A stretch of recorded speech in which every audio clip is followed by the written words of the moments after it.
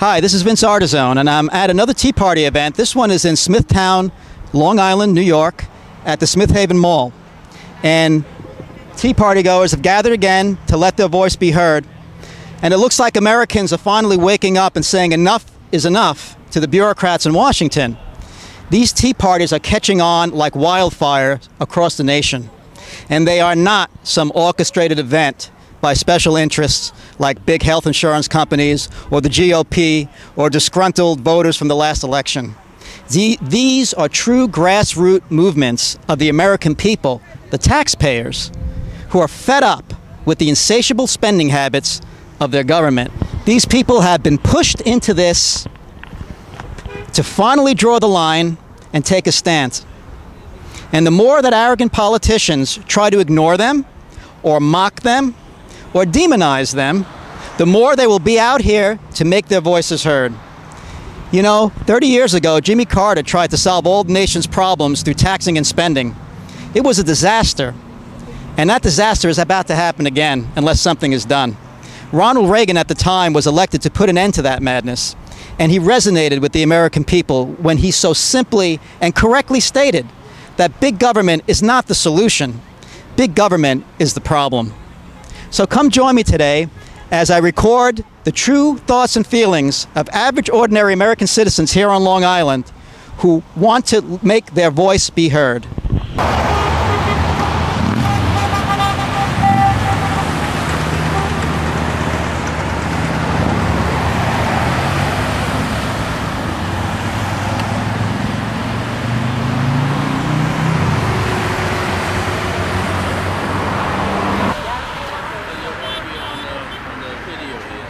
How you doing, folks? Hey. All right.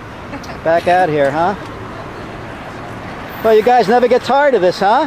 No. We never get tired. No. You're out here again. This cause. liberty is a contact sport. Not sitting on the sofa. Did you know that the Senate Majority Leader Harry Reid called you guys evil mongers? Of course. Does that bother you? He's a pretty powerful guy. I know. That's right. Oh, so you think it's just name calling? Right. Of course it is. Hello. Hello. Doesn't deter me at all. Oh yeah. Yeah. Makes me more determined. I see. Yeah.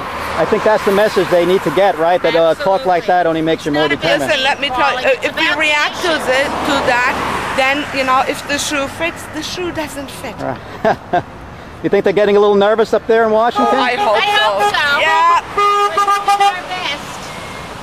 You said you hope so? I certainly hope so. Right. I think That's so. why you guys are here, right? To send them a message loud and clear, right? You see, if you And don't, hopefully to get some other people to realize they need to stand up and speak out. Were you ever an activist before, ma'am? Never before. Never before, huh? No, my whole life I've never participated in anything other than going to vote. So what was the breaking straw on this one? Taking my America away from me. That's what you feel this government's doing? Absolutely. I feel that they're trying to change from a democracy. They're trying to turn us into something where we're losing our freedom of choice. And you don't think they're sympathetic to your concerns, do you? To my concerns? Yeah, the guys in Washington. No, certainly not. Guys in Washington seem to have a tone-deaf ear to anything that people say. They're interested in when they want to get a vote for an election. But after that, I don't know who they're listening to. It certainly isn't the people. Right. Thanks a lot. I'm going to keep panning the other people. Thank you. How you doing, guys? Do you have anything to say to Harry Reid? He called you guys evil mongers. We'd rather discuss the issue than call each other names. Right. So isn't it something when the Senate Majority Leader resorts to the name calling of American citizens? And they're supposed to be representatives of us. They're supposed to be representatives of us, yeah. Exactly. Right. So, I mean, why are you going to... We're not calling them names. What we're doing is saying, okay, here are the issues. You know, look, you can legislate tort reform. You can legislate cross-state insurance. You can legislate a pre-existing condition. You don't have to overhaul the entire system for that unless you have another agenda. And what do you think their agenda is?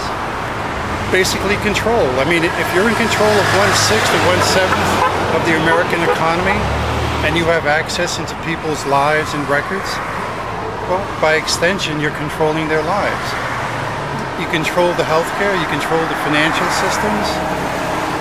you basically have us tied up, and you can do almost anything you want. So you see this as a big power grab by Well, it's Washington? nothing more than that. I mean, why would anybody have, whatever it is, 45, 46 czars that circumvent the Constitution?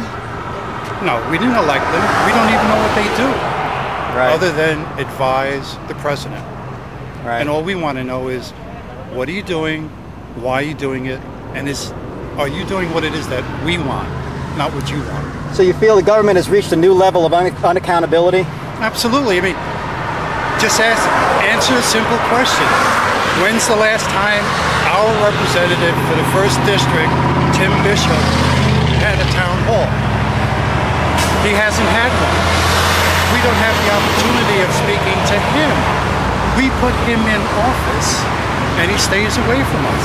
Well, he didn't like the way the last town hall meeting turned out. I think that's probably why he canceled all the others. I can understand that. But if we said, okay, look, we will be civil, but you can't dismiss what we're saying.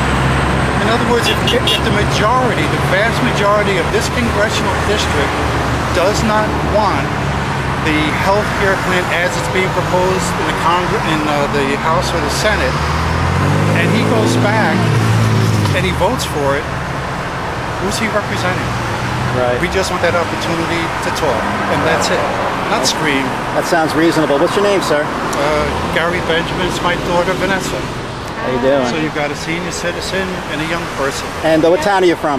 St. James. Did anybody pay you to be here? Absolutely not. I know it's funny. I'm from Bayshore. But the most powerful politicians in Washington are accusing you guys of that, so I have to ask. No. Since they're supposed to be representing us, they're making the accusation. Who said that? That's a lie. Who said that? Well, that's all they do is lie. But who actually said that? Well, Harry Reid recently said, he's the Senate Majority Leader, he recently said that you guys are evil mongers. Oh, yeah, I mean... Really? Yeah, oh, yes. Oh, yes. He's quoted as saying that.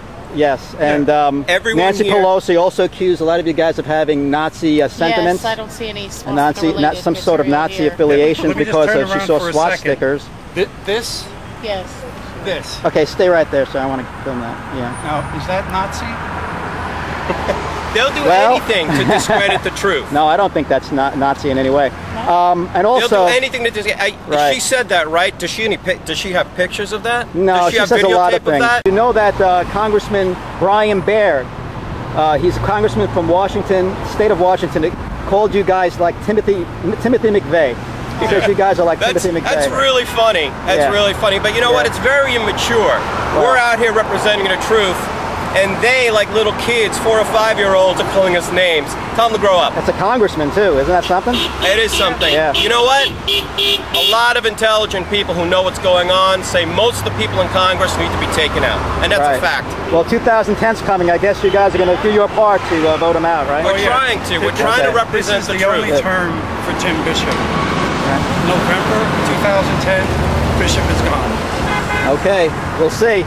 Hopefully other people will go see your point of view and go along with it. All they have to do is think. Right. That's it. Is this Newsday?